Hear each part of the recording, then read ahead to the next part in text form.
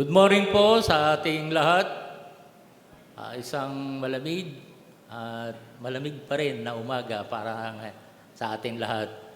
Welcome po ang lahat dito sa Day by Day Jesus Ministries Dasmariñas. At good morning po sa ating mga kasamahan na nakatunghay ngayon, nanonood sa Facebook, Day by Day Facebook Live. Ayan. Isang maligayang kaarawan ng puso. Advance po. Happy Valentine's sa lahat. Sa Sabado pa ito, February 14, ang ating Valentine's Day. Hindi lang po siguro sa oras o sa araw natin pinadarama yung pagmamahal natin sa bawat isa. Sana po araw-araw pakita natin ang ating pagmamahal sa ating kapwa, sa ating minamahal, lalo na yung ating better half. Siguro si Cupido, nag-aaligid-aligid na naman para mamana ng mga puso. Alam niyo ba si Cupido ay wing god, yung may pakpak, wing god of love, desire, and attraction. Ayon po yan sa Greek mythology. At si Cupido po ang nag-iisang anak na lalaki ni Aphrodite. Alam na po natin si Aphrodite ay goddess of love. Puro love, love. Kaya nga po, pasalamatan na natin ang ating Panginoon. Ito ang pinakamahalagang regalo niya sa atin, ang kanyang pagmamahal. Kaya po, tinatawagan ko po ang mga kabataan, mga hindi na gaanong kabataan, sa darating na February 14, yung mga wala pang jowa, boyfriend and girlfriend, since birth, ito na ang pagkakataon nyo. Magkaroon kayo ng pagsinta na mamahalin. Okay po. Maaari po bang hilingin na tumayo ang bawat isa? Batiin po natin, kamayan at batiin po natin ang ating kapwa mananampalataya.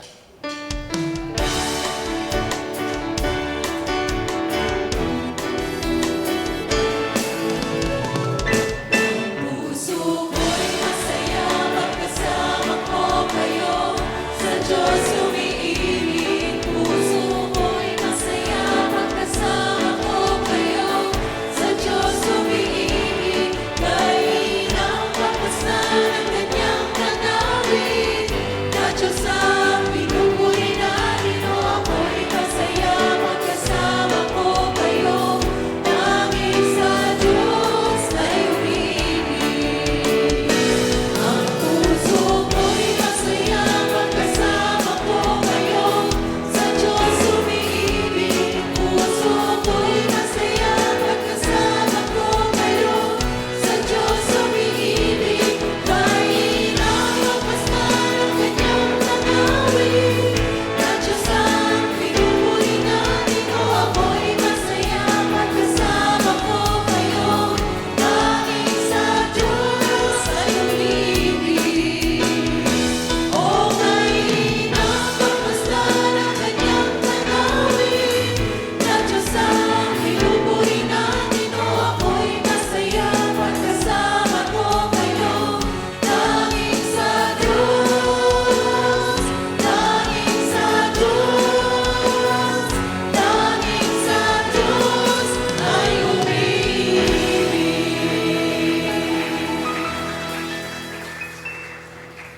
Manatili po tayo nakatayo para sa ating panalangin.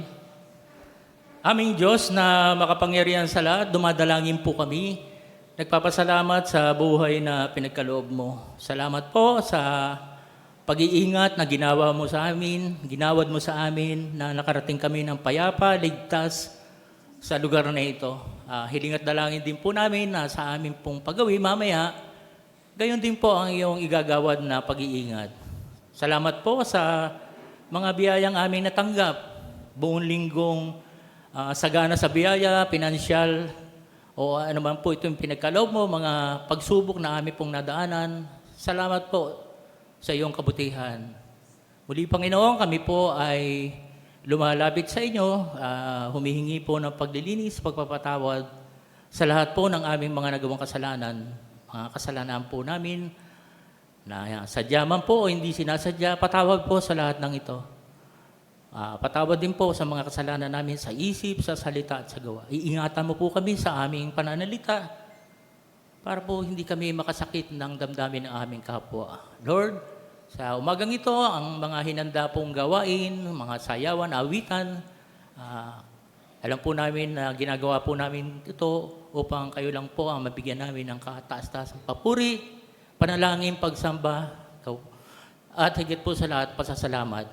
Muli, Panginoon, ang lahat po nito ay sama-sama po namin dinadalangin, itinataas sa inyo sa pangalan po ng aming Panginoong Jesus. Amen. In Jesus' name, Amen. Ayon po sa 1 Corinthians 12:4-8, love is patient and kind. Love does not envy or boast. It's not arrogant or rude. It does not insist on its own way. It is not irritable or resentful. It does not rejoice at wrongdoing, but rejoices with the truth. Amen.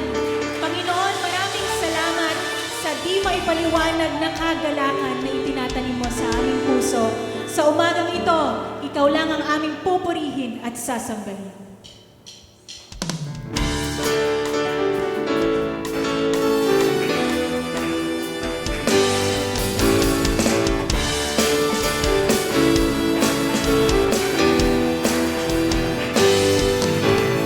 May nadaramang sadyang kakaibang tuwa na di may paliwanag. Sa puso ay umaapaw kaligayahan, di ko maisalala.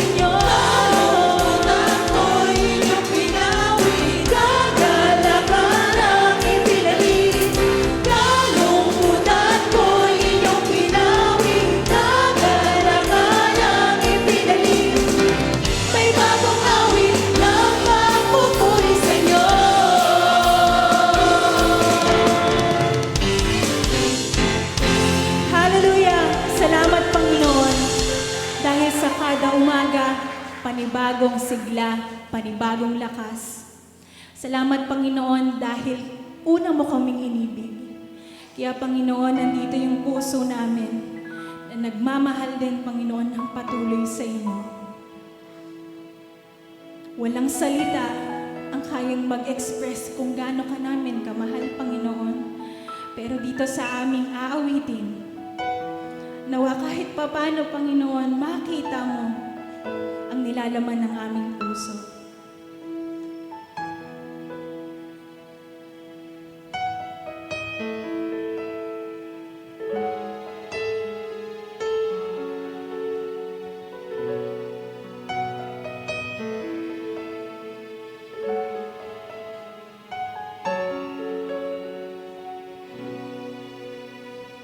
Kung mayroon lamang akong sa libong buhay, hindi pagkakait, lahat sa iyo'y ibibigay. Kayo'n pamansaki, nag-iisang taglay, ilalaan bawat saglit upang ibigin ka nang walang humpay. Kung mayroon lamang akong sa libong buhay, hindi pagkakait, lahat sa iyo'y ibibigay. Gayon pamansaki, nag-iisang taglay, ilalaan bawat saglit upang ibigin ka nang walang humpay. Gaya ng langit na hindi napapagal sa pag-alon, puso ko ay sa inyo nagmamahal. Sa habang panahon, natatanging kayamanan ko'y kayo ay sambahin. Wagas na pagsintay inyong bingin, kalapit ng awitin.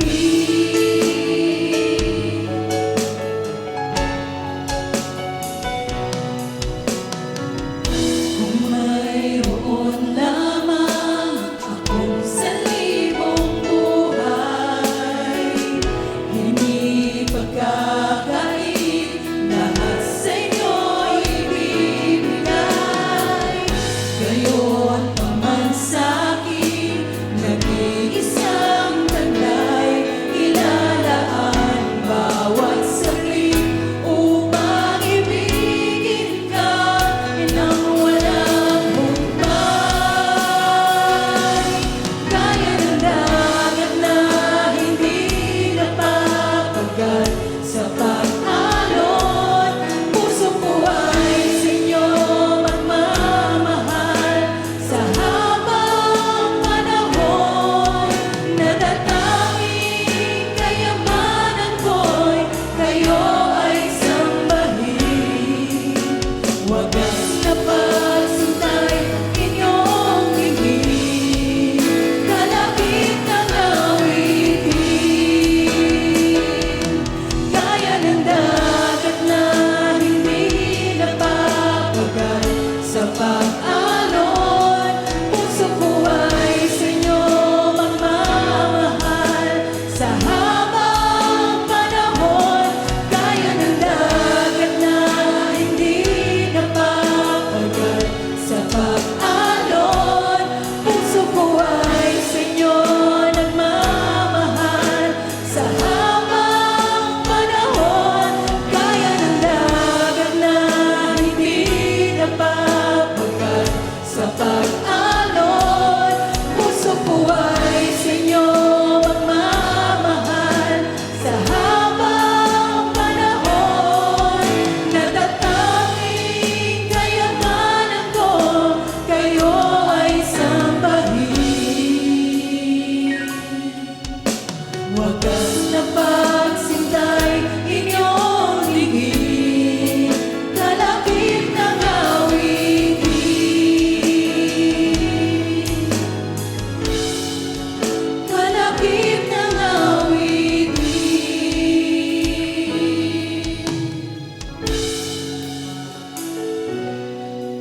puso ko ay tanging sa inyo magmamahal sa habang panahon.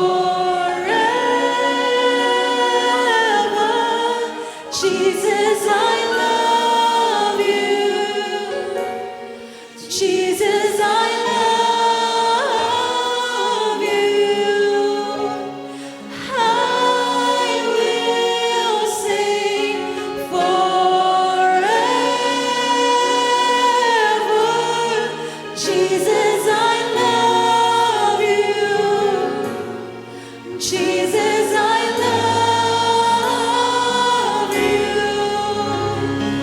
I will sing forever. Jesus, I love you. Jesus, I love you. And I will sing forever. Jesus, I love you. Jesus, I love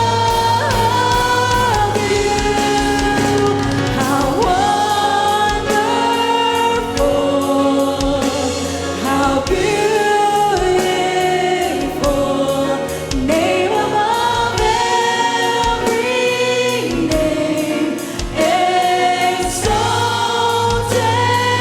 high. How wonderful, how beautiful,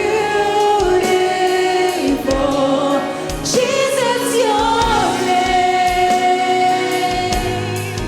name above every name, Jesus, your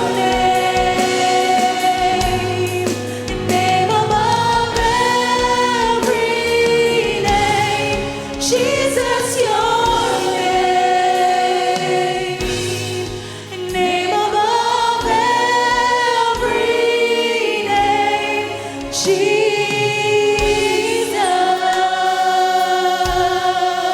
Yes, Jesus, you are name above all names. We praise you, Lord God, sa kalagitnaan namin, Panginoon. Salamat sa presensya mo. Salamat sa pagsama sa amin sa umagang ito. Pinupuno mo palagi ang puso namin ng pagpupuri para sa iyo. Salamat, Panginoon.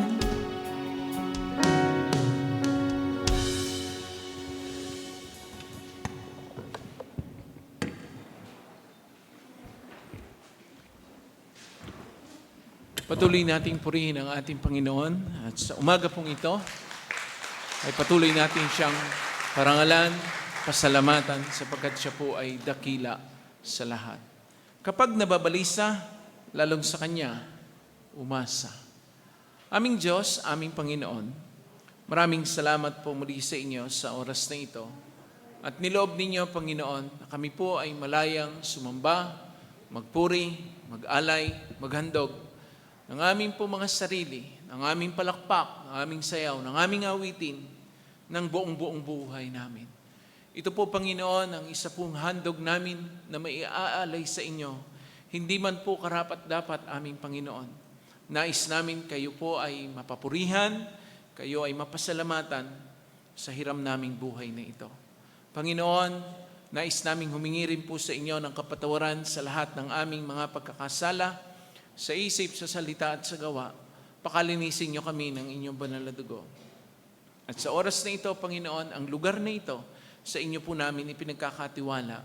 Lukuban niyo kami ng inyong banal na dugo at kayo po ang siyang patuloy naming maitaas, ang siyang patuloy naming mapapurihan. Wala nawa pong ibang maparangalan kundi kayo lamang sa lugar na ito. Ito po, Ama, ang aming sama-samang dalangin sa pangalan ng Panginoong Jesus. Amen. 1 Samuel 30, 1-6. Ikatlong araw na nang sina David ay makabalik sa Siklag. Samantalang wala sila, lumusog ang mga Amalekita at sinunog ang buong bayan. Wala silang pinatay isa man, ngunit binihag nila ang mga babae, matanda't bata. Nang dumating nga sina David, sunog na ang buong bayan at wala ang kanilang mga asawa't mga anak. Dahil dito, hindi nila mapigilan ang paghihinagpis. Nag-iyakan sila hanggang sa mapagod sa kaiiyak. Binihag din ang dalawang asawa ni David na sina Ahinoam at Abigail. Balisang-balisa si David sapagkat pinag-uusapan ng kanyang mga tauhan na pagbabatuhin siya dahil sa sama ng loob sa pagkawala ng kanilang mga anak. Ngunit dumulog si David kay Yahweh na kanyang Diyos upang palakasin ang kanyang loob. Mapapansin natin sa mga talatang ating binasa, lalo na po doon sa verse 6, yung salitang balisang-balisa si David. Kabalisahan, in English word, anxiety. Anxiety means to be pulled in different direction. Ang pagkabalisa daw po ay nangangahulugan na hinihila ka sa iba't ibang direksyon. May paibaba, may pataas, may pasilangan, may pakanluran. Ganun daw po yung nararamdaman ng mga taong nababalisa, hindi maintindihan kung saan pupunta. Halimbawa daw po, ang ating pag-asa ay humihila sa atin sa isang direksyon, pero yung takot ang humihila sa atin sa kabilang direksyon. The word worry, a synonym for anxiety, comes from a word meaning to strangle. Yung pinipiga ka, sinasakal ka. Sipin po natin yung tao pong nababalisa na hinihila na, pinipiga pa. Sinasakal pa. Diba ho? Yung habang hinahawakan yung kamay mo sa kabila, pinipilipit niya. Ganun daw po ang taong nababalisa. There are physical side effects of worry or anxiety. First, headaches, neck pain, ulcers, and back pain. So, pag tayo po'y nakakaramdam ng ganito, yung bigla na lang sasakit ang sikmura mo na hindi mo naiintindihan. Kasi meron kang balita o narinig na isang kwan, nagkakaroon daw tayo ng kabalisahan. Sino ho nakakaramdam noon? Biglang sasakit ang batok.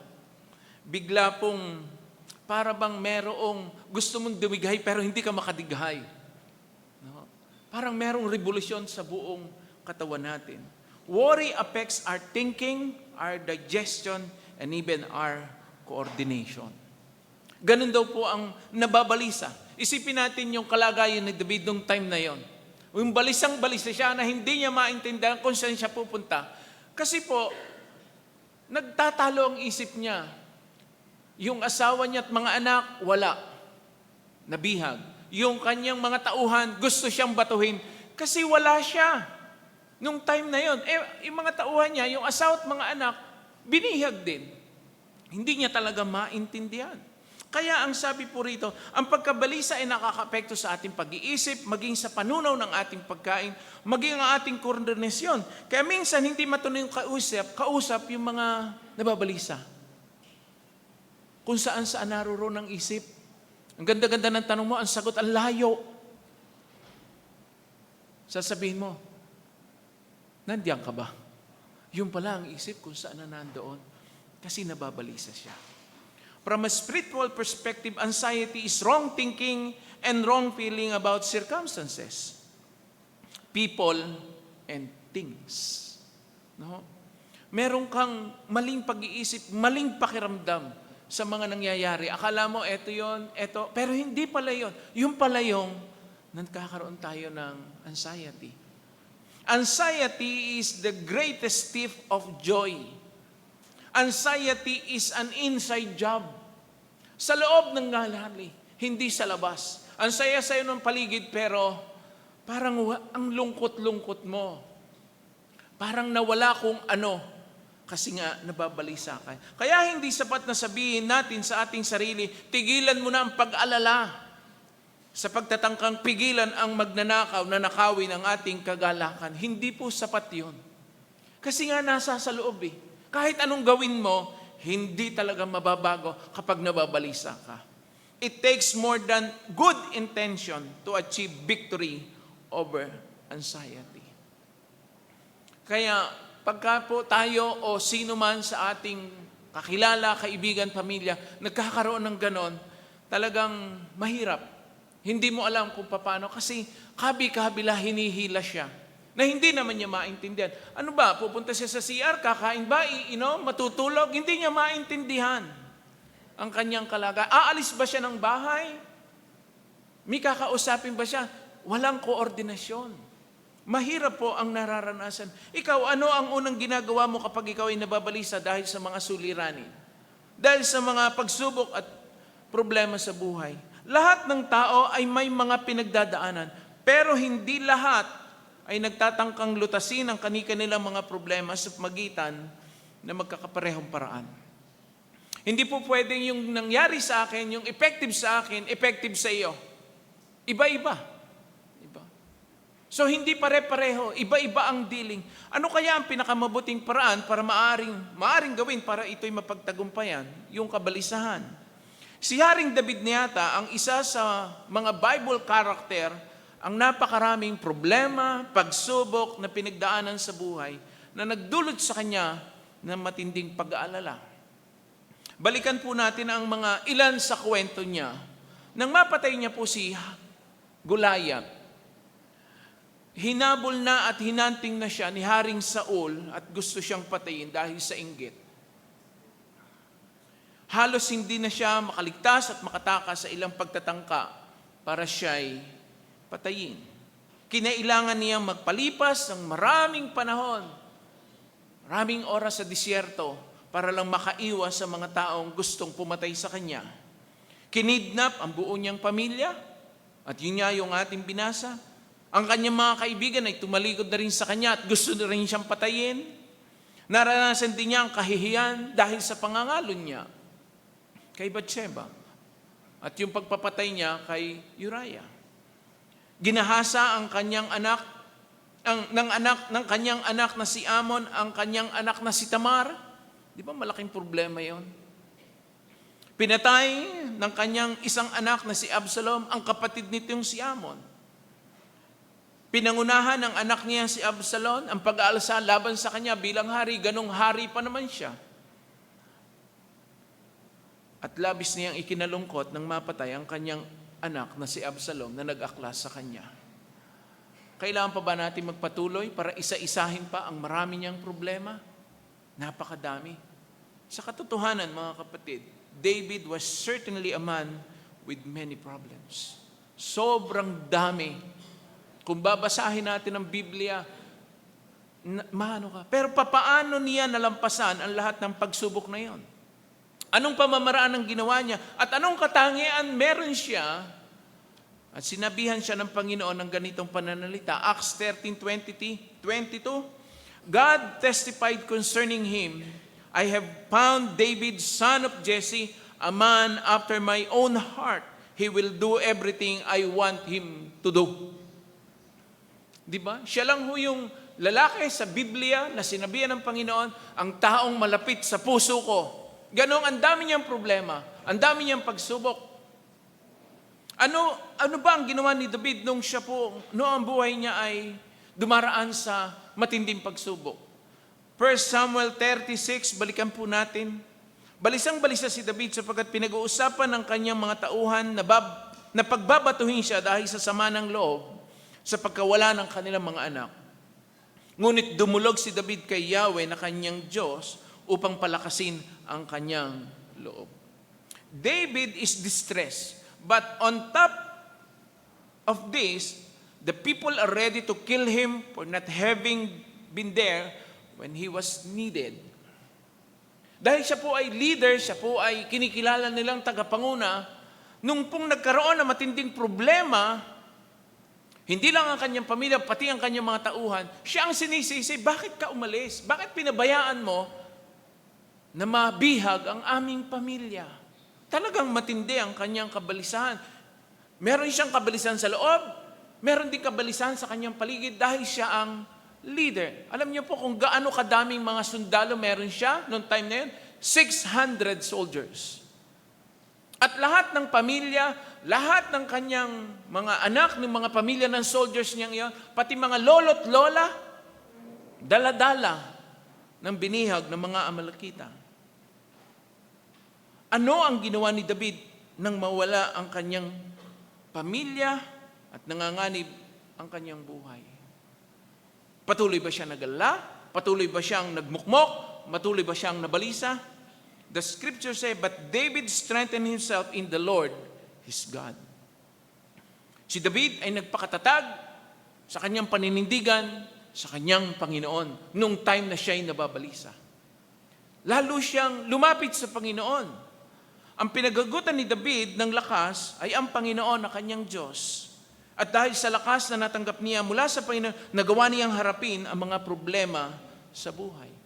Paano pinatatag ni David ang kanyang sarili sa presensya ng Panginoon na kanyang Diyos? In times of trouble, David often composed psalms. Ano ang kanyang ginagawa? Nung siya'y nababalisa, naguguluhan, lumilikha siya ng awit. Kumakanta siya. Huwag kayong magtaka kung bakit ang dami-dami ng Psalms, ng Book of Psalms sa gitna ng Biblia. Ilang chapter po ang Book of Psalms? 150 chapters. At sa kada chapter na yun, napakadaming mga talata. At ang isa nga sa pinakamaraming talata sa Book of Psalms ay Psalms 119. 176 verses. Tayo, pagkakakanta, ilang piraso lang ho kinakanta natin ngayon. Pag nakatatlo ka, sabihin, sobra na yata ang kantahan iyan . Si David, kung ating titingnan, in times of trouble, David often composed songs. Ang lahat na halos na yun, na-compose niya in times of, anxiety, in times of trouble. Anong ginagawa natin kapag tayo may mga pagsubok at alalahanin? Nagmumukmok. Di ba? Huwag niyo akong gagalawin, masama ang pakiramdam ko. Huwag niyo akong hihipuin. Hindi ako kakain. Di ba? Gusto ko mapag-isa. Yun ang lagi nating naririnig na mga lingwahe kapag meron tayong pinagdadaanan, di po ba? Lalo na kapag matagal ka ng may asawa at pamilya. Magsasara ng kwarto, aalis ng bahay, maglalakad kung saan-saan. Tatanungin mo kung nasa saan, uuwi ako! Alam ko kung paano umuwi. Ganun tayo kapag tayo mayroong problema, pinagdadaanan. Pero si David, hindi. Psalm 59, 1-4, O Diyos, iligtas niyo ako sa aking mga kaaway. At sa mga kumakalaban sa akin, ako ay inyong ingatan. Iligtas niyo ako sa masasama at sa mga mamamatay tao. Panginoon, tingnan niyo, inaabangan nila ako para patayin. Kahit na wala akong nagawang kasalanan sa kanila, wala akong nagawang kasalanan, ngunit handa silang salakayin ako. Sige na po, Panginoong Diyos na makapangyarihan, Diyos ng Israel, tingnan niyo na ang nangyayari.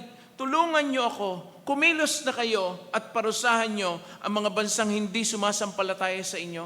Huwag niyong kahabagan ang mga taksil na iyon. Nakompose daw po ni David ang awiting ito nung hinahanap siya, hinahabol, hinahunting siya ni Haring Saul para patayin. Psalm 56, 1-2, O Diyos, maawa kayo sa akin dahil sinasalakay ako ng aking mga kaaway. Palagi nila akong pinahihirapan, kinukutyan nila ako at laging sinasalakay, kay dami nilang kumakalaban sa akin, o kataas-taasang Diyos. Nakompose daw naman po ni David ang awiting ito nung siya po ay nakakulong sa Gat.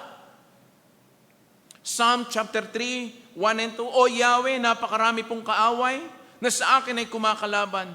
Ang lagi nilang pinag-uusapan, ako raw, O Diyos, ay hindi mo tutulungan. Nakompose daw naman po ni David ang awit na ito nung siya'y tumatakas kay Absalom, na kanyang anak, na nag-proclaim na siya hari, ganun buhay pa siya. At nakapag-compose din siya ng Psalm 63 nung nagtatago siya sa disyerto. Mula po sa mga awiting ito na nagawa ni David na nagpalakas sa kanya, anong aral ang matututunan natin dito, mga kapatid?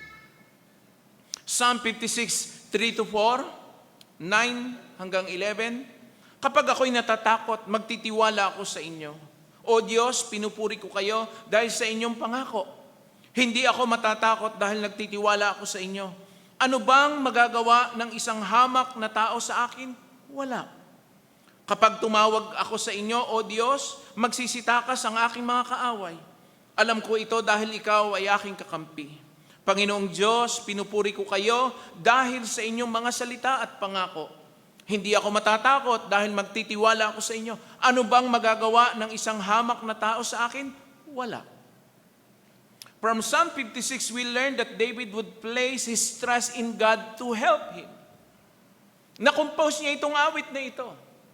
Na sa panahon ng problema, yung pagtitiwala niya sa Panginoon ay inaawit niya at nananampalataya siya, natutulungan siya niya. Psalm 59, 16-7, But I will sing about your strength. Every morning I will sing aloud of your constant love. You have been a refuge for me. a shelter in my trouble, in my time of trouble. I will praise you, my defender, my refuge is God, the God who loves me. From this Psalm 59, we learn that David was determined to continue praising God for his help. Psalm 63, 1 and 2, you are my God. I worship you in my heart. I worship you in my heart. I long for you, as I would long for a stream in a scorching desert. I have seen your power and your glory in the place of worship. Mula po sa awiting ito, sa Psalm 63, 1 and 2, nakita natin po dito, David overcame his problem of loneliness by seeking the Lord. Napagtagumpayan po ni David ang kalungkutan at kabalisahan sa magitan ng paghahanap niya sa Panginoon. Psalm 63, 3-5, your love means more than life to me, and I praise you. As long as I live, I will pray to you. I will sing joyful praises and be filled with excitement like a guest at a banquet. So ganun po in-express si David, na yung kanyang pagpupuri, pananalangin sa Panginoon ay parang isang tao na sabik pumunta sa eat all you can restaurant. Nasa isip niya, ang sarap-sarap ng pagkain doon. Mula sa awiting ito, David overcame his problem of loneliness by praising and praying. Psalm 63, 6-7, I think about you, God, before I go to sleep, and my thoughts turn to you during the night. You have helped me, and I sing happy songs in the shadow of your wings.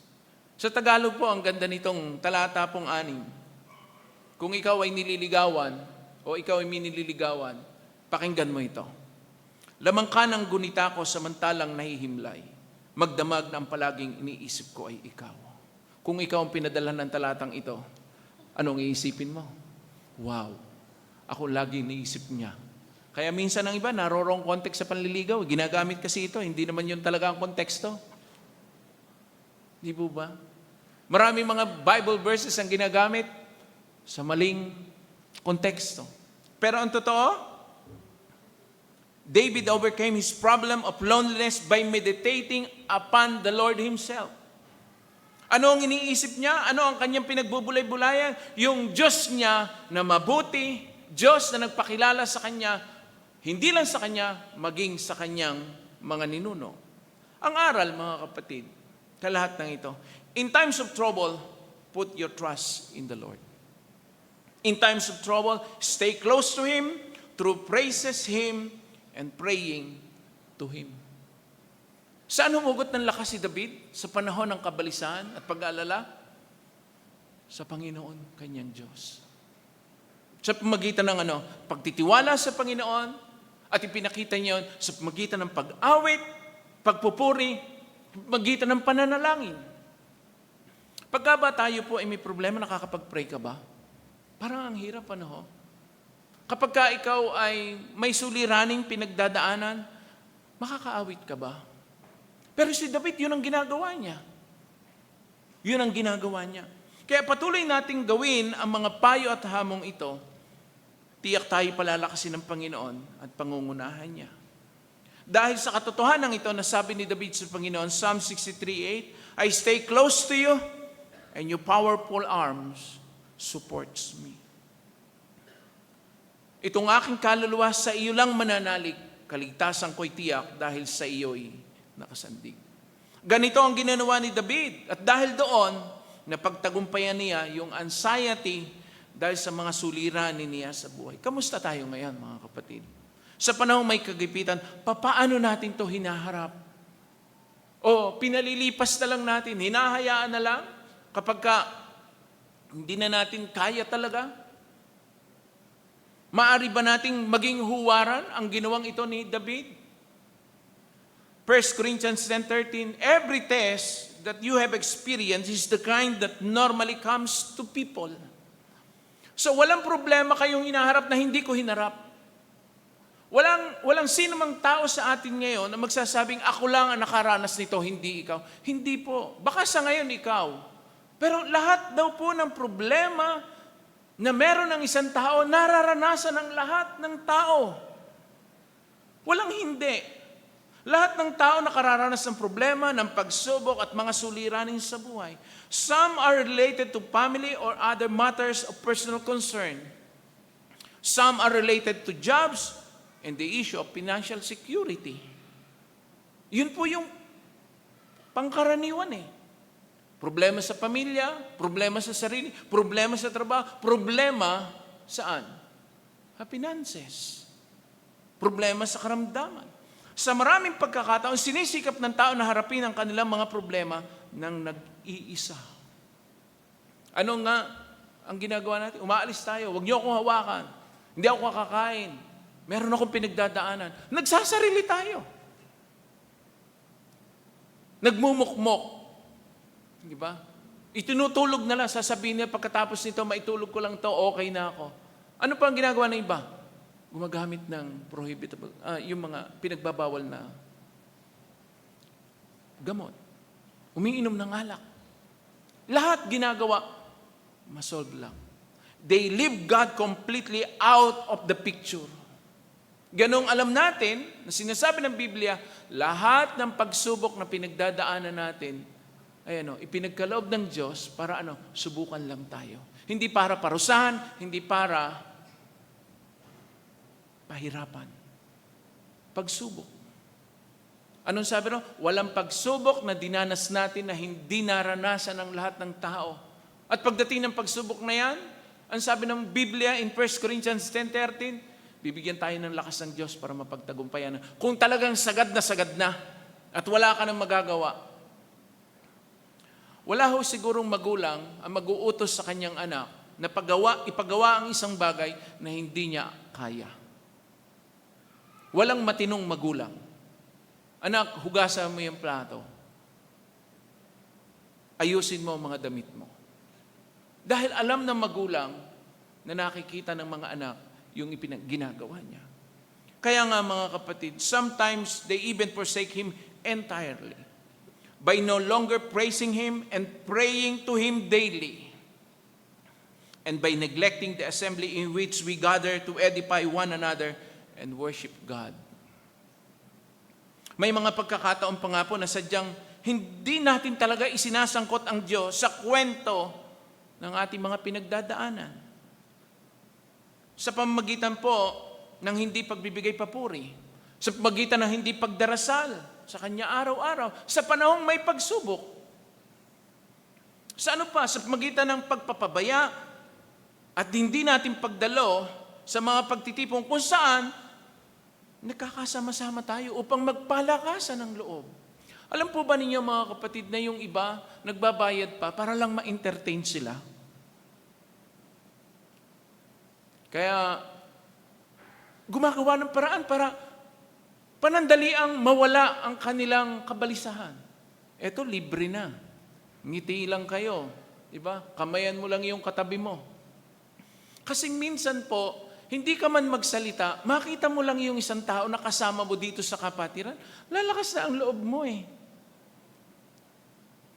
Di ba? Meron niyang iba, hindi nagsasalita, lumuluha lang. Ano kayang pinagdadaanan niya? Alam niyo mga kapatid, meron pong spirito na nakakatransfer sa atin mula sa Panginoon na binibigay sa bawat isa atin na nagiging kalakasan natin. Kaya mga kapatid, hindi po paraan na kapag may pinagdadaanan tayo, ay hindi na lang ako dadalo, ay hindi na lang ako magbabasa ng Biblia, ay hindi na lang ako mananalangin, hindi na lang ako magpapakatino. Ang pinag-uusapan po natin dito ay kwento nating lahat sa panahon ng meron tayong pagsubok. Kwento ng mga kapatiran, kwento ng mga mananampalataya ng ating Panginoong Jesucristo. Nung si Jesus ay hulihin, saan nagpunta ang kanyang mga alagad? Di ba iniwan sila? Iniwan siya. At si Judas, nagsarili pa nga eh. Yun tayo, mga kapatid. Ganon ang tao. Kapag merong pinagdadaan ng pagsubok, sa halip na lumapit sa Diyos, nagsasarili. Akala, kaya niya. At kakayanin niya. Ang totoo mga kapatid, kahit rubber band, di ba stretchable yon? Pag nasagad, napuputol eh. At yung iba, katulad ni Judas, sumagat eh. Hindi niya nakayanang kalabanin ang kanyang sarili, yung guilt niya. Ganon, hindi naman iniutos sa kanya. Si Peter, anong ginawa niya? Bumalik siya sa pangingisda. Nag-backslide siya. Kung si Judas hindi po nagpatiwakal, marahil pupuntahan din siya ni Jesus. Kasi si Peter, kumpara ho kay Judas, mas halata ang ginawa ng pagtatatwa at kasalanan ni Peter kumpara kay Judas. Sino nakaalam lang ng ginawa ni Judas? Siya lang. At ang Panginoon. Pero si Peter, publicly. At nagyayapan ng iba. Sabi ni Peter, mangingisda ako, sasama ba kayo? Aba, alangan naman. O, nagsama pa nga ng iba. Pero anong ginawa ni Jesus? Pinuntahan sila. Pinalakas uli. Mga kapatid, huwag lagi nating sasaloobin na kaya ko to. Huwag natin sasadyain na sasabihin, aayusin ko muna ang buhay ko, saka na lang ako magbabalik sa loob sa Diyos at maglilingkod sa Kanya kapag maayos na ang lahat. Hindi maaayos. Ang mangyayari, babalikan din lang natin yung dati. Ano lang ang ginagawa natin? Alam niyo, band-aid solution. Alam niyo yung band-aid solution? Tinatapan lang natin. Pero ang totoo, hindi na solve. Dinadaan lang natin sa tawa, dinadaan lang natin sa ngiti. Pero ang totoo, darating ang time. Masasaktan na naman tayo, iyon na naman iyon ang mangyayari. Bakit? Sinosolo natin eh. Pero alam po ba natin, God is angry if we seek to solve our problems without Him? Nagagalit ang Diyos. Kasi hindi yun ang purpose niya. Kung bakit Kanya binibigyan ng pagsubok. Sa palagay nyo, kapag ka po may periodical exam, meron pong weekly exam ang mga bata. Ano yung parusa ba yun sa mga bata? Hindi, para itis ang kanilang yung kanilang mga pinag-aralan. Bakit may mga projects sa school? Siguro hindi tayo nakagraduate ng college, hindi tayo nakatapos ng high school, ng elementary. Kung walang test ang mga teacher. Kasi iti-test ka talaga eh. Para malaman kung ano ba ang level ng iyong pagkaalam sa mga lesson na binibigay ng ating guro. At kapag lagi kang bagsak, sasabihin ng araw, mahal na mahal yan ng teacher. 7 taon na sa grade 1 eh. Ang totoo, hindi. So mga kapatid, God is angry if we seek to solve our problems without Him. Jeremiah 17:5-6. I, the Lord, have put a curse on those who turn from me and trust in human strength. They will dry up like a bush in salty desert oil, where nothing can grow. Anong sabi na? Susumpain ko ang sino mang tumalikod sa akin at nagtitiwala sa kanyang kapwa sa lakas ng mga taong may hangganan ng buhay. Ang katulad daw nila ay parang, halamang tumubo sa disyerto, tuyo ang lupa, maalat, at walang ibang tumutubo. Ang sabi ron, walang mabuting mangyayari sa kanya. Kasi yung iniisip nating solusyon sa ating sariling problema, band-aid lang. Hindi talaga gagaling. Kaya, bakit pabalik-balik ang problema? Last year naranasan ko na to. Bakit eto na naman? Anong dahilan? Kasi sinosolo natin. At ang masakit pa nito, hindi tayo sa Diyos nagtitiwala. Sa kapwa. Ang isang halimbawa ng pagkadismaya ng Diyos ay ang paghingi ng tulong ng mga Israelita sa mga Egyptian. Isaiah 30:1-2, This is the Lord's message for His rebellious people. You follow your own plans instead of mine. You make treaties without asking me, and you keep on sinning. You trust Egyptian for protection. So, you refuse my advice and send messengers to Egypt to beg the king for help. Sabi ng Panginoon, naaawa ako sa mga suwail kong anak. Ang sabi niya, Gumagawa sila ng mga plano na hindi ayon sa aking kalooban at gusto. Nakikipagkasundo sila sa hindi ko pinapayagan. Alam natin ang kwento, mga kapatid. Di ba inalis ng Panginoon ng mga Israelite sa Egypt, going to promised land? Noong nakakaranas ng pagsubok sa disyerto, ang laging sabi sa Panginoon, babalik na lang kami sa Egypt. Inalis ka na nga doon eh. At doon sa wilderness, yun yung panahon ng pagsubok. Kasi maganda ang plano ng Panginoon. Maganda ang hangarin niya.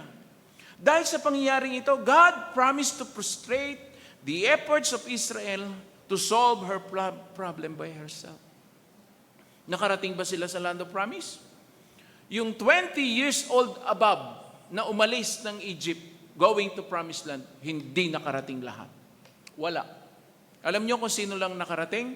Yung 20 below nakarating ng promised land. Kasama doon si Joshua.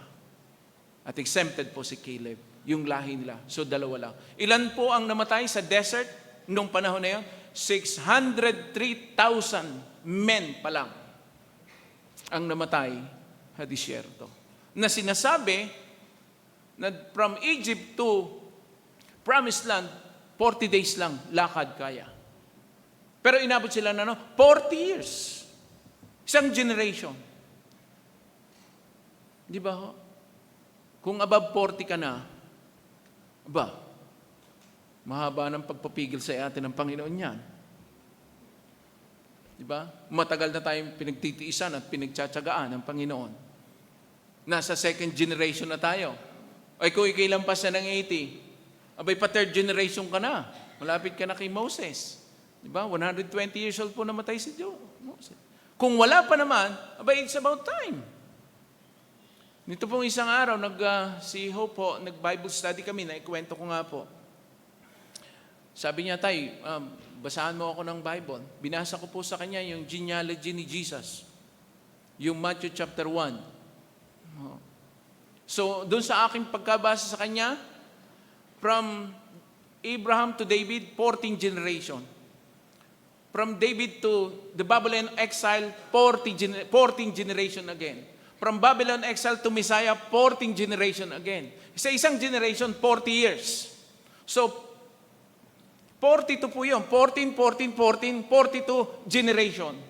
I-times yun sa 40, 1,680 years. Bakit laging generation? Ang laging sila?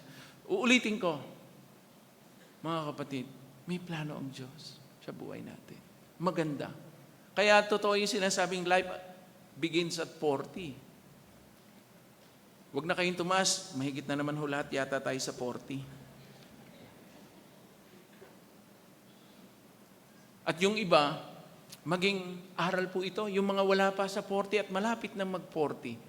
Maging lesson nito sa atin. Huwag nating suluhin. Isaiah 30, verse 31 and 1 to 3. Mabibigo lamang kayo sa hinahangad ninyong tulong at kahihiyan lamang ang idudulot ng inaasahan ninyong proteksyon. Kahabag-habag kayong umaasa sa tulong ng Ehipto at nagtitiwala sa bilis ng kanilang mga kabayo. Nananalig sa dami ng kanilang mga karwahe at sa matatapang nilang mga mangangabayo. Sa halip na sumangguni at umasa kay Yahweh, ang banal na Diyos ng Israel. Alam ni Yahweh ang kanyang ginagawa. Nagpapadala siya ng salot at gagawin niya ang kanyang sinabi. Paparusahan niya ang gumagawa ng masama at ang mga tumutulong sa kanila. Hindi Diyos ang mga Ehipsyo. Sila'y mga tao rin. Karaniwang hayop din ang kanilang mga kabayo at hindi espiritu. Pagkilos ni Yahweh, babagsak ang malalakas na bansa, pati ang mga tinutulungan nito, sila'y pare-parehong mawawasak. So kung anuman ang mga bagay na meron dito, lahat iyon ay pansamantala lamang. Kahit ang buhay natin. Pero ang Diyos, mananatili siya magpakailan-kailan pa man. Ang aral, God wants us to put our trust in Him, not in people or other things here on earth. Anong sinasabi niya? Proverbs 3:5-6, trust in the Lord with all your heart, and do not lean on your own understanding. In all your ways, acknowledge Him, and He will make straight your path. Panginoon tayo magtiwala. Kapag hindi natin isinasama ang Diyos sa paglutas ng ating mga problema, sigurado, hahayaan tayo ng Diyos na harapin ang mga problemang iyon na mag-isa. At huwag mong aasahan na tutulungan ka niya. Kahit ka magdasal ng magdasal, kahit ka humingi pa ng tulong, pag hindi lagi siyang kasama. At kapag hindi natin siya isinama, ang Diyos sa paglutas sa ating mga suliranin, maaaring biguin ng Diyos ang ating mga pagsusumikap na lutasin ang ating mga problema. Sa ngayon, okay pa. Pero binibigyan lagi ng Panginoon tayo ng pagkakataon na magtiwala sa Kanya. Huwag nating solohin, mga kapatid. Tularan natin si David. Sa panahon ng pagsubok niya, umaawit siya sa Diyos, nagpe-praise siya, nagpupuri siya sa Panginoon, kahit na ang sama-sama ng loob niya. Nagdadasal siya at humihingi siya ng tulong sa Panginoon. Alam po ba ninyo kung bakit meron tayong praise and worship dito?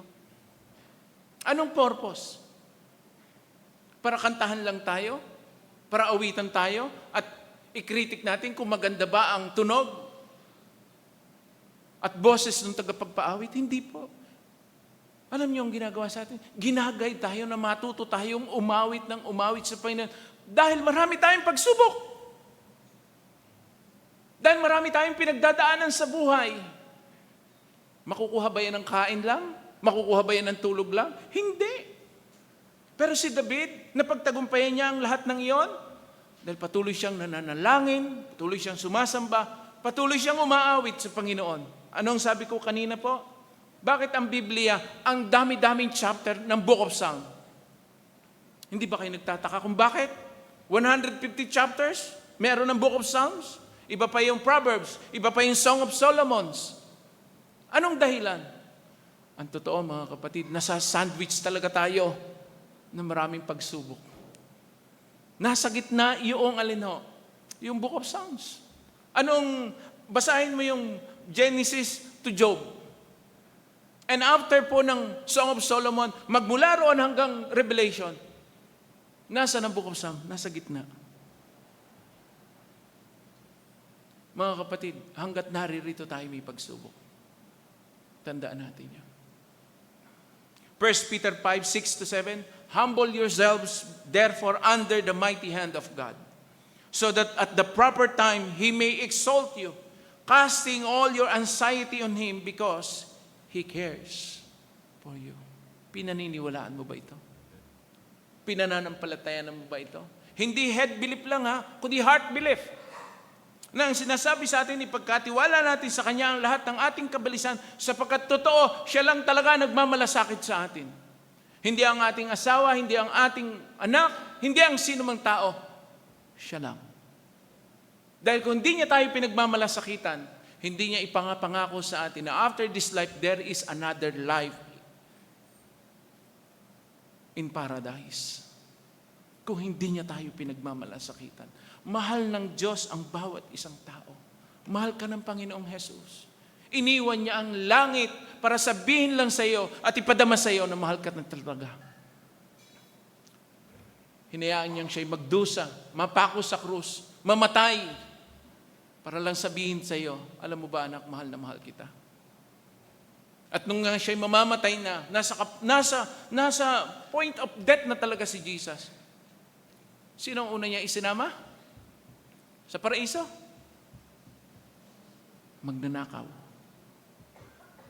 Makasalanan. Tayo yun, mga kapatid.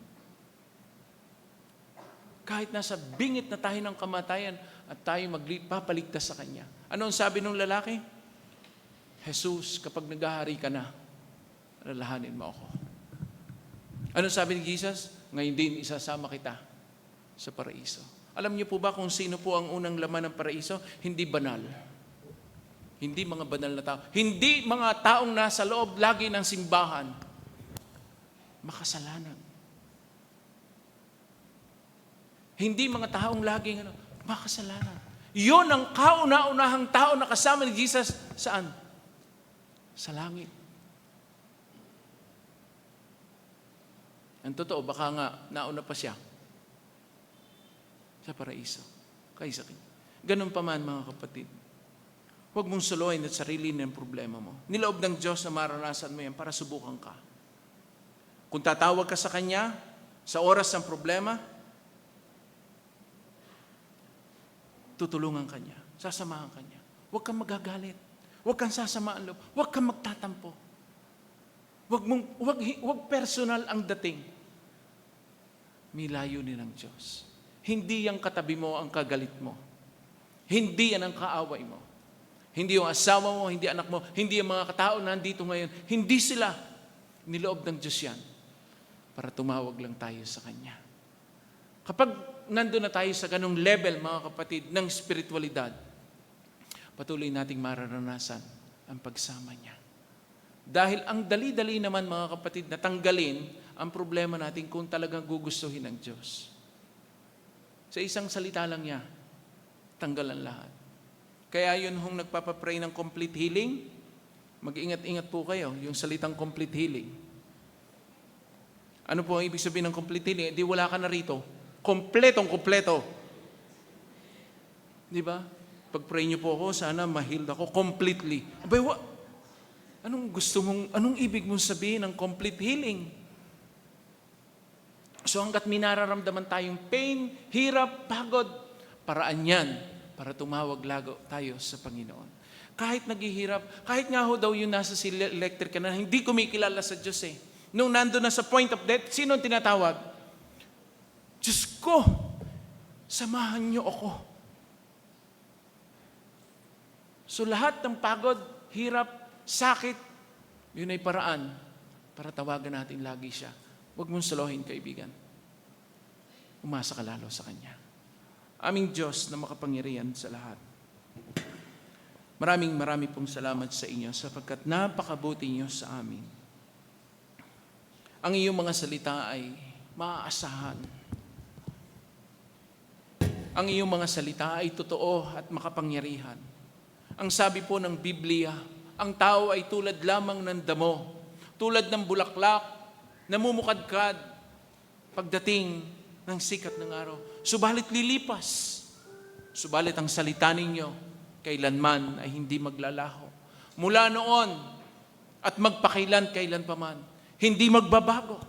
At lahat ng kung ano rito sa amin na paligid, lahat nilikha ninyo sa magitan ng inyong mga salita. At kahit kami na iyong nilikha ayon sa iyong wangis, hiningahan nyo kami, kaya kami ngayon nabubuhay.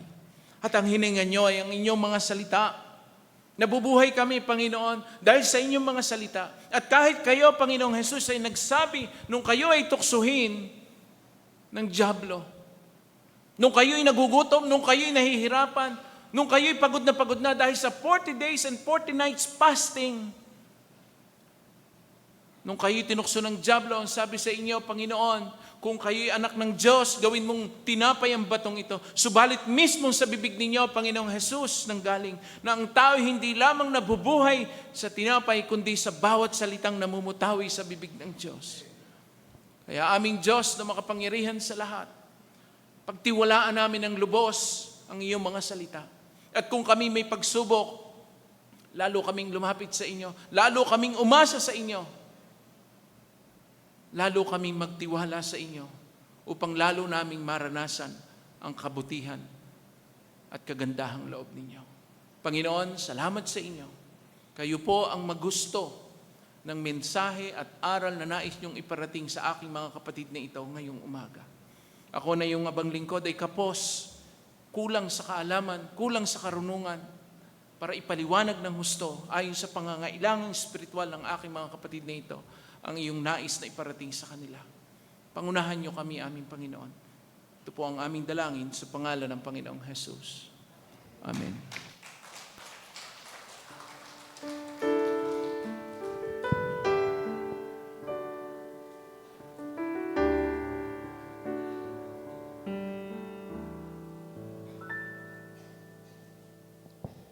Like the sun that rises every day, you are so faithful, dear Lord, you are faithful. Like the rain that you send, and every breath that I breathe,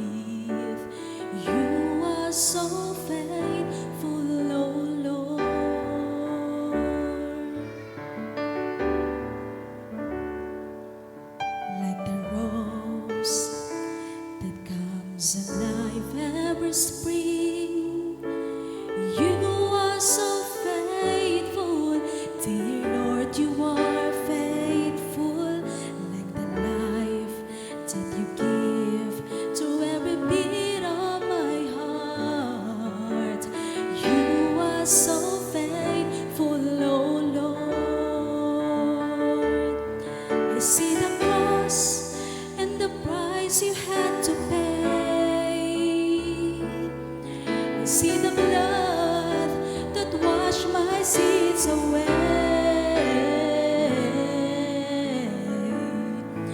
In the midst of the storm, through the wind and the waves, you will still be faithful.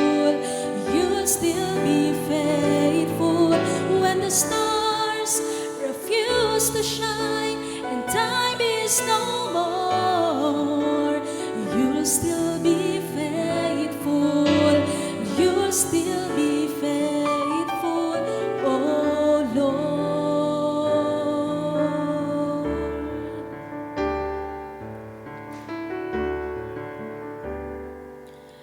Like the rose that comes alive every spring, you are so faithful, dear Lord, you are faithful.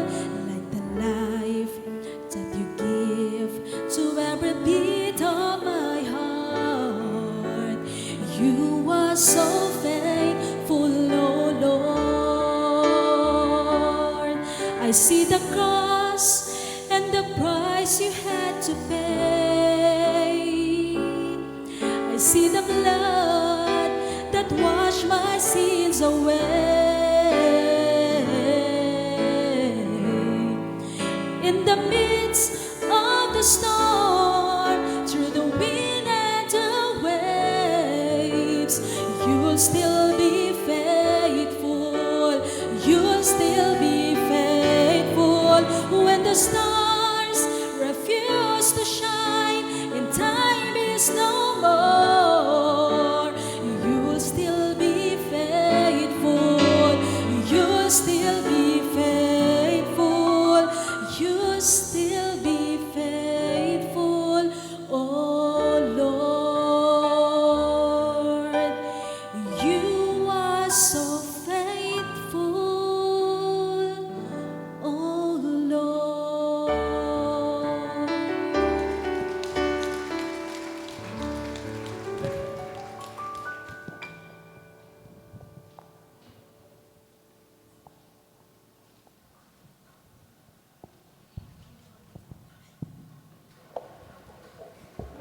Tayo po ay manalangin.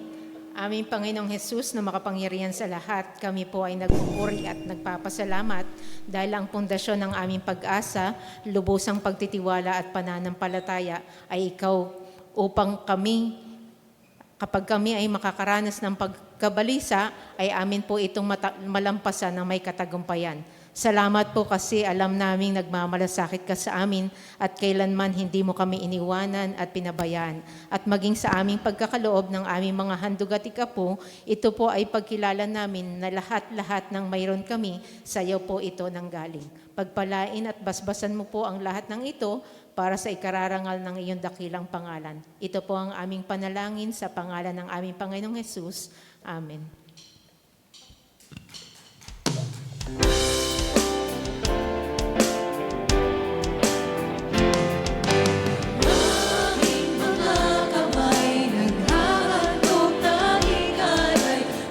Sa puso ko'y tikit, sa salamat ang hatid.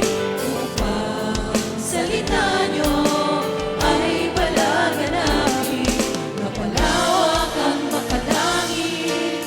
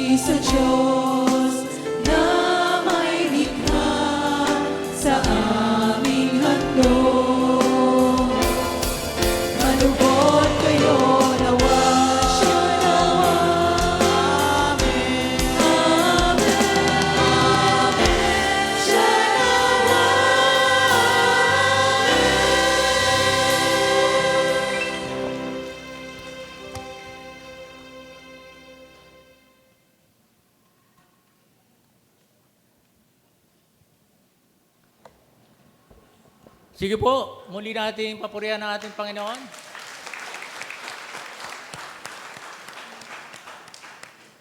Kapag nababalisa, lalong sa Kanya umasa. Yan po ang titulo, pamagat ng ating aralin buhat sa magandang balita na ibinahagi sa atin ating Pastor Loren Sarmiento. Isa na naman pong pagpapalang espiritual ang ating napakinggan mula kay Haring David.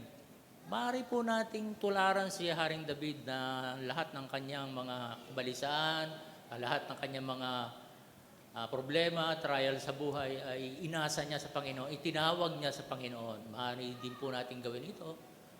Magtiwala lang po tayo sa ating Panginoon Diyos. Thank you po. Muli ay inaanyayahan po natin na dumalo, kagaya po ngayong umagang ito, ang ating worship celebration na ginaganap po every Sunday, 10 a.m. Day by Day Jesus Ministries, Dasmariñas. Ito po yung address, Public Market Road, San Agustin 2, Dasmariñas, Cavite. Ang lahat po ay inaanyayahan na dumalo sa ating araw-araw virtual Bible study. Ayan po ang mga naka-schedule. Araw po ng Lunes, 7:30 ng gabi, kapatiran sa Dangari BS Group. Sa araw po ng Miyerkules, alas 6 po ng gabi, kapatiran po sa Japan. Opo. Sorry po. Meron po bang first timer na nakadalo ngayong umagang ito? Maaari po bang maanyayahan na tumayo upang kayo aming makilala? Ayun po. Salamat po, ate. Meron pong iaabot sa atin ng mga usher na papel para kay pirmahan lang po. Sana po ito po hindi, una lang po, magkita-kita po tayo ulit sa susunod na linggo ang ating pong pagdiriwang. Thank you, Paala. Ayan po, inaanyayahan din po nung dumalo sa araw-araw Bible virtual study. Ayan po, araw po ng Monday, 7:30, kapatiran sa Hadang Hari. Araw po ng Wednesday sa 6:30 ng gabi, kapatiran sa Japan. At susundan po ang ating regular worship, 7:30 ng gabi, Wednesday worship. Sa araw po ng Thursday, alas 5 po ng hapon, kapatiran po sa General Trias, BS Group. At susundan po ito ng alas 6, Thursday, BS Group. Sa araw po ng Friday, 7:30 ng gabi, Friday, BS Group. At sa araw po ng Sabado, alas 8 po ng umaga, Saturday BS Group, at mamaya po 7:30 ng gabi, Sunday BS Group. Meron po tayong ginaganap na Youth Bible Study. Every Sunday po, after po ng ating worship, tinatawagan po natin ang ating mga kabataan. Meron po kayong Bible Study na ginaganap.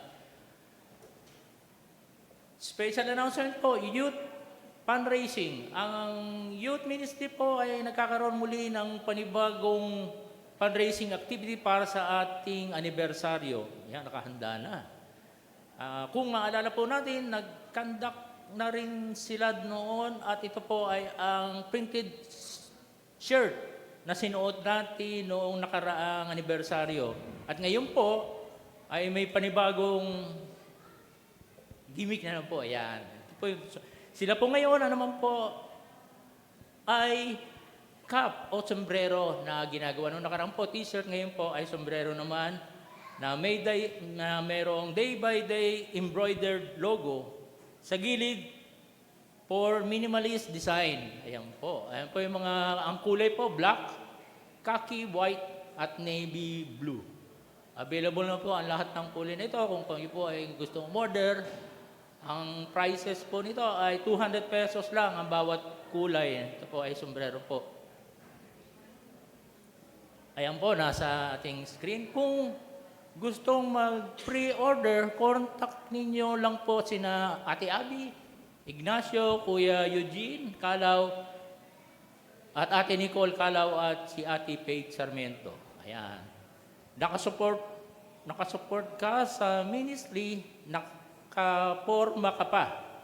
Pre-order na. Ngayon na. Ayan. Kaloob and donation. You can deposit through bank transfer sa BDO account number. Ito po yung ating mga kaloob. Ang account number po ay 001-900-770-340. Para naman po sa BPI account name, Day by Day Jesus Ministries Dasmariñas Incorporated. Ito po ang account 3570-0053-5331. Day by Day, Dasmariñas Adult Sunday School. Yan po, meron po tayong ginaganap na pag-aaral para po sa ating mga member. Kailangan po natin ito bago tayo sumali o magkaroon ng ministry sa ating kapatiran. Kailangan po tapusin natin ito. Ito po ang mga topics. Salvation, basic growth, advanced growth, cultural redemptionship, membership at cultural redemption. Ito, ang inumpisahan po ito ng 9 ng umaga kanina po, nag-umpisa hanggang 9:45. Kung gusto mo yung sumali sa pag-aaral na ito, paano lang po, pumunta po kayo kay Ate Joy Salazar para po sa inyong registration. Day by Day, Jesus Ministries Dasmariñas, Ministry Meeting and Prayer Schedule. Ngayon po, gaganapin ang araw po ng February 8, Education Ministry. Sa susunod po, February 15, Ushering Ministry at sa February 22, ang Music Team Ministry. Para po sa iba pang katanungan, maaari mag-text o tumawag sa numerong 0929-606-3184 Smart, 0906-029-5249 para po sa Globe. Buriin at ang dakila at makapangyarihang pangalan ng Panginoong Jesus ngayon at magpakailanman.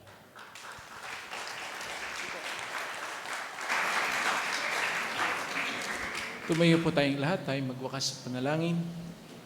Aming Diyos na makapangyarihan sa lahat, pinupuri po namin kayo at pinasasalamatan sapagkat sa loob po ng 1 oras at kalahati ay niloob ninyo, Panginoon, na kami po ay magkasama-sama sa lugar na ito para kayo ay papurihan, pasalamatan, bigyan ng aming po mga sariling handog, Panginoon. Salamat po, aming Panginoon, para na naman po muli kaming isang gadget na fully charged, Panginoon, spiritually. Salamat sa inyong mga salita. Salamat sa inyong pagtuturo sa amin. Sa tuwina na amin pong hahawakan ang Biblia, babasahin ito. Lagi po naming alalahanin ang inyong katapatan. Ang mga salita po ninyo na nahayag at nasulat sa Biblia ay inyong pong love letter sa bawat isa sa amin. Nawa, Panginoon, hindi lamang po ito namin binabasa, kundi ito po'y aming isa sa buhay. Masumpungan niyo kami, Panginoon, na sa araw-araw ng aming buhay, nagsusumikap kami na aming pong sinusunod ito ayon po sa inyong kalooban. Masumpungan niyo rin po kami na lagi kaming nananalangin, Panginoon. Tanda ng aming pong pagsusuko at pagpapakumbaba sa inyong harapan, pagkilala na kayo ay Diyos na aming buhay. Panginoong Jesus, samahan niyo po ang bawat isa sa amin. Tulungan niyo kami, Panginoon, na sa bawat sasabihin, gagawin, iisipin, lahat po ito nawa makalugod sa inyo. At kung kami po, Panginoon, ay magkukulang, kung kami po ay makapagmamalabis, kung kami po, Panginoon, ay makasasakit ng damdamin ng aming kapwa, Lord, lagi niyo kaming paalalahanan. At kami po, Panginoon, lahat na iyo po mga anak, ay magkaroon po ng malasakitan, patawaran, at tunay na pagmamalasakit sa isa't isa. Tulungan niyo kami, aming Panginoon, na masundan lamang po namin ay ang inyong mga yakap at mga halimbawa na inyo pong iniwan para aming sundan. Salamat po, aming Panginoon, sa inyo. Purihin ang inyong pangalan. Itinatalaga ko po sa inyo ang buhay ng inyong pong mga anak na ito na nakatayo sa inyong harapan. Mula po ngayong oras na ito hanggang sa mga daraang pa mga araw at sandali sa buong sanlinggo, sa inyo ko po sila ipinagkakatiwala. Lukuban niyo po ng inyong banal na dugo, ng inyong kapangyarihan ng bawat isa sa amin. Ano man po ang dasal, ano man po ang ibinubulong ngayon ng aking mga kapatid na ito sa inyong harapan, Lord, itinataas po namin sa inyo ang lahat ng ito. At sa pagtayo ng aking mga kapatid na ito, ang iyong basbas, ang inyong karunungan, ang inyong kabanalan, ang inyong pag-ibig, ang inyong kagandahang loob, kabaitan at kabutihan, ang lagi niyo pong ilalagay sa aming puso at isip upang sa aming pakikisalamuha sa iba't ibang uri ng tao, kayo po ang siyang aming maipakilala. Salamat po aming Panginoon, gabayan niyo kami at ingatan Panginoon, maging ang aming mga kapatiran na hindi namin kapiling ngayon saan man sila naroon, ingatan niyo po sila. Salamat po aming Diyos, mula sa inyong mahabaging trono ng inyong awa at habag, igawad niyo sa aming lahat ang inyong mayamang bendisyon. Ito po ang aming dalangin sa pangalan ng Panginoong Jesus. Amen.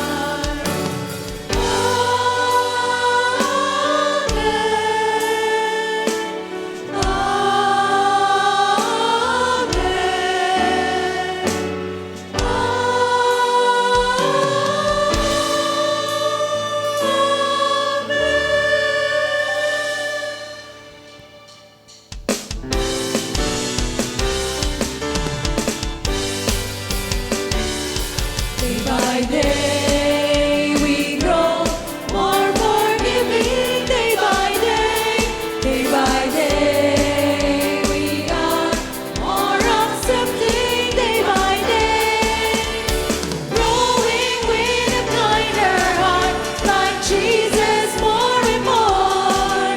From glory to glory, day by day, let's be more loving, be more kind, as Jesus showed us the way of love.